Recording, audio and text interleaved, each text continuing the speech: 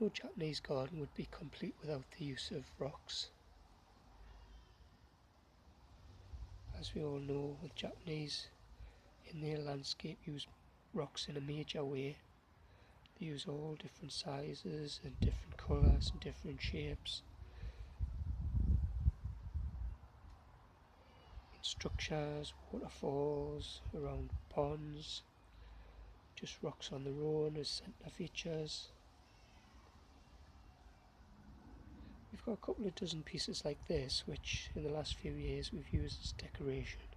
Simply just scattered rocks around the soil just to take the bareness off the soil with the garden growing. But the ideas are endless really for what you could do with rocks in the garden, of edging, rockeries, incorporating round trees, bushes. Even if you stack a few more rocks here on top of each other, you could disguise your potted tree so it would blend in more naturally in the garden. At the minute I've just got this down and the paving stone down just for practicality, but you could raise those rocks up and your pot would be basically distinguished, which I will be doing in the future. Like the logs, you can, like we have here, these couple of dozen pieces we've picked up over the years from neighbours who have been clearing their gardens and didn't want the rocks anymore. So we've accumulated these for free. If you check your local eBay or Gumtree websites, you'll sometimes come across people who, if you move the rocks from their gardens, they offer them for free.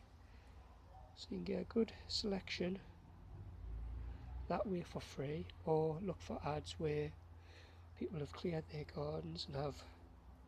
You usually come across ads where you can get a dozen, 2 dozen, 3 dozen good sized different shaped rocks for very little money, because basically people, they clear the garden, get rid of the rocks, they don't really want to move them themselves to skips or recycling plants, so they offer them up for sale for very little money, and if you're happy to do the labour on yourself of moving them, it's an ideal way of building up your landscape. Obviously garden centres and building merchants sell a whole range of different rocks and colours and sizes, but that can tend to be a little bit expensive. And like I said when I said my last video about logs, I think I said one of the goals we had a few years ago when we were creating the garden, when we had a blank canvas, was to try and show people, especially on the internet, that you can have a nice garden without spending a fortune, or if you've got very little money, there's no reason why you can have a nice garden basically on a budget. And the goal of landscaping, you can follow that basically and landscape your garden for basically free. It might take you a little bit of time, but it's easily achievable if you keep your eyes open for neighbours or friends and family who are getting rid of logs, rocks, or any natural feature that you think you can use. Don't be shy, just ask, and over time you'll soon build up the landscape in your garden.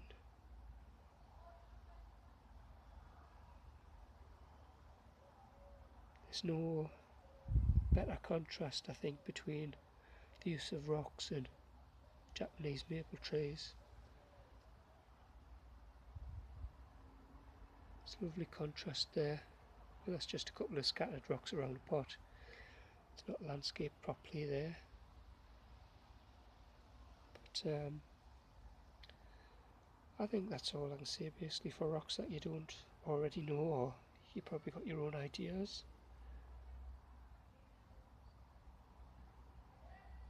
But anyway, that's another tip that you mightn't have thought of for landscaping your garden up. And again, the best thing about it is it can be free. Okay, thanks for watching.